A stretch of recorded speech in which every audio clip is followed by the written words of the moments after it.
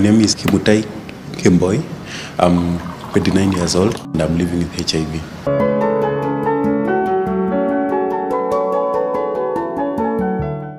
I came to learn about my status in 2015. I actually went and did a random test. I was not sick, and I had no doubt that maybe I've been exposed to HIV. So I just decided I'd do a random test. So after I went to do that random test, unfortunately the results came that I was already infected. So from there it was not easy for me, because actually I was not expecting it, and life from there was a bit hard for me, because I had to go in denial for close to 1 year before accepting myself. So it wasn't an easy journey.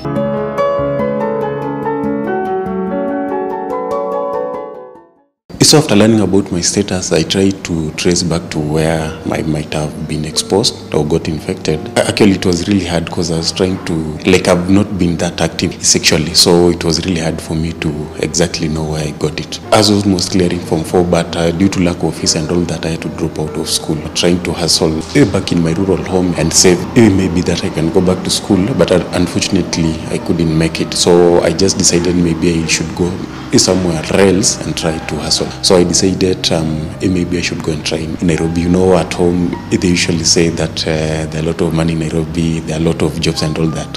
So I decided maybe I should give a try. So I came to Nairobi. I knew no one. I didn't know where I was going to. So I came to Nairobi, the only place that I knew, but I used to hear a lot of people mentioning it was Donholm. So I came to Nairobi, I was dropped in the CBD, then I took a matatu to Donholm.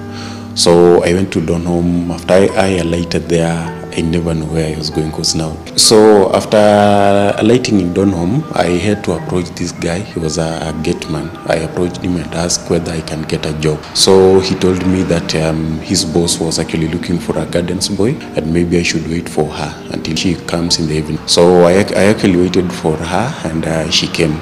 So I spoke with her, and she was willing to offer me a job.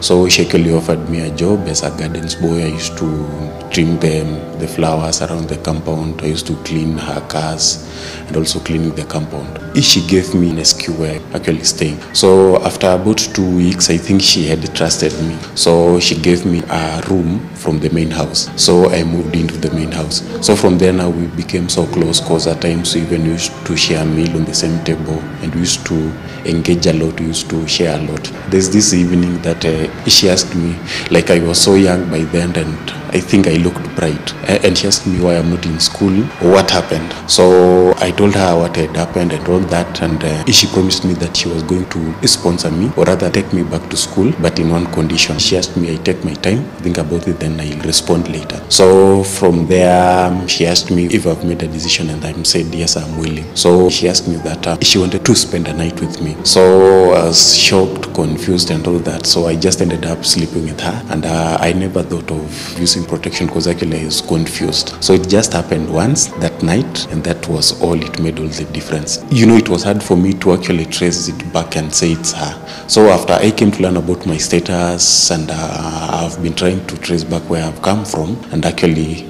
I thought maybe it was her. So I decided I think I should do a follow-up and see how she's doing, if at all it's her. So trying to follow up about her story, I heard that she had lost her job even before I left that place, and that is actually what made me to leave her house, because there was no hopes of her taking me back to school, because actually she looked so depressed, I think, for losing her job, and also I thought she knew about her status. After not trying to trace back about how she's doing, then I heard that she left for her rural home.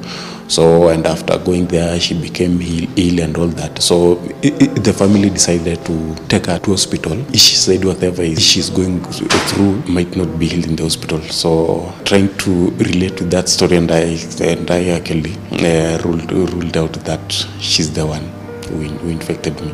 So unfortunately, I came to learn about my status when she was already deceased. But even despite that, I just forgave her and moved on with my life. Even if she was alive right now, I could not be holding any grudges against her.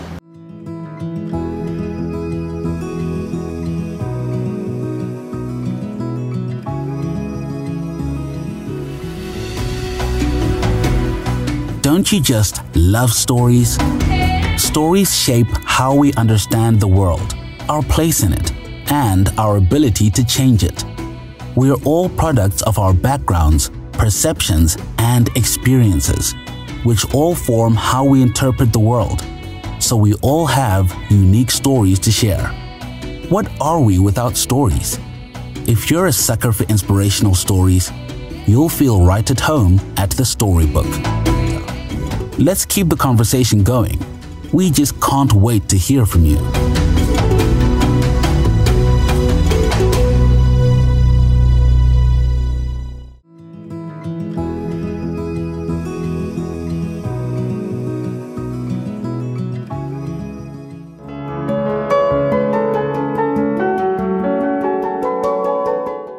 I'm really a different being from whom I was by then, because after knowing my status, it was really a struggle going through depression. It was not a depression as such, but it was hard for me to accept it or believe that, yes, I'm already infected. So, even how I was going about my things, like what I was doing and all that, it was not a normal thing, like it was a struggle. But after accepting myself and believing that I still have the dreams I had and the ambitions, that actually encouraged me and made me whom I am today.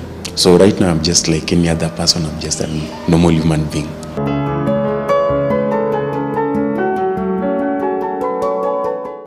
After I learned about my status, initially I thought maybe it's the end of my life, like I'm not going to live for long.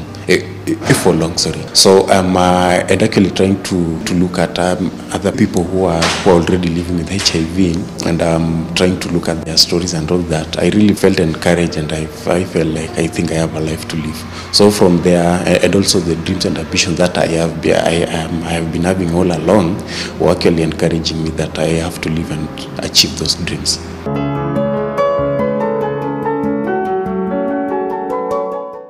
There's a notion that once you're infected, it means like that is the end of your life, of which it's not true. Because right now, you cannot say, HIV is unlike any other terminal illness. Let's say you have contracted that disease, maybe the doctor will tell you have like 4 or 5 years to live, but for HIV it is indefinite. You can live for as long as you can. So for now, we cannot say that maybe you live for 10, 20, 15 and 30 years and all that, like you will just lead a normal life. So the misconception is, or rather what people sees after infection, then it means the end of your life, of which it's not true. You will just lead a normal life like any other person.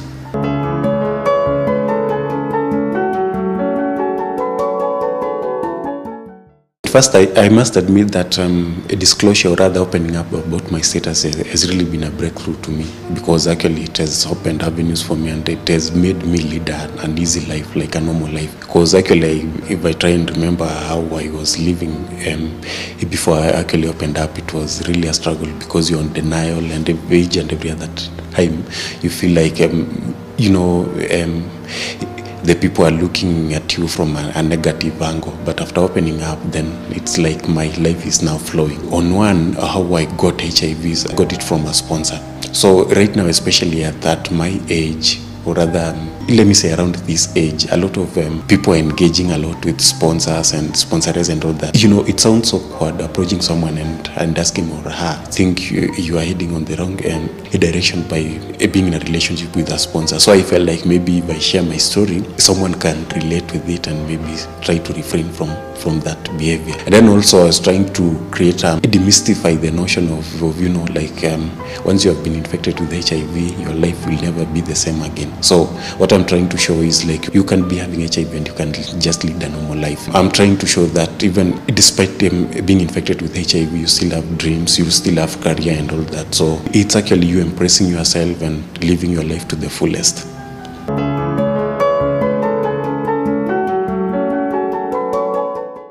It's just about being responsible about yourself, understanding yourself, being responsible about yourself. I think the main problem with these young people is that they have all this information, but I don't know whether they're ignoring or they're being naive, because they know that, we are all at risk of being infected. There are also precautionary measures, like you may not be able to abstain, but still, even if you can't abstain, there there are precautionary measures that you can put in place, like using protection, and also have to learn more about PrEP. And then I think they should also try precautionary so that they can actually protect themselves from having HIV. So the thing is it's just you being responsible about yourself. You take any precautionary measure that comes your way to ensure that you don't expose yourself to HIV.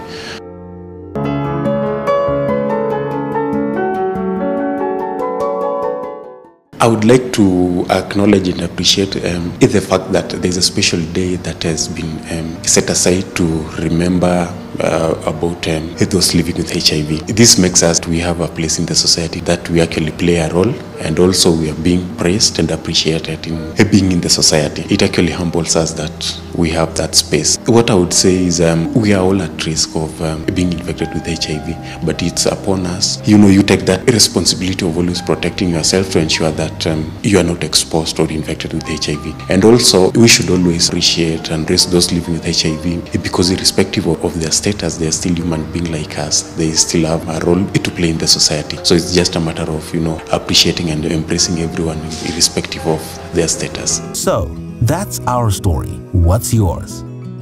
Be sure to connect with us on social media at thestorybook_ENT on Instagram, The Storybook ENT on Facebook, at storybook_ENT on Twitter.